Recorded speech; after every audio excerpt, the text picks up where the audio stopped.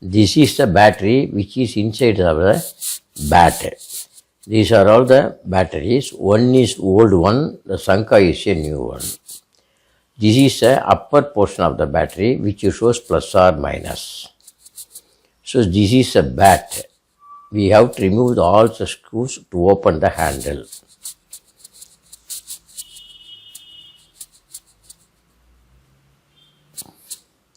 Now we have removed the screws. These are all the screws.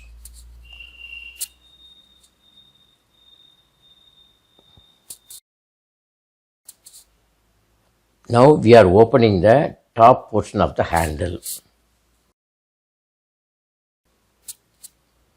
Battery is located in the handle.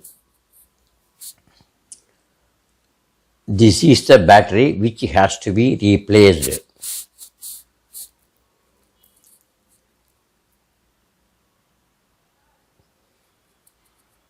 Now we have replaced the old one with the new one. This is a new battery fixed. Now we have to close the cover. Now cover is fixed. The bat will work just like a new one.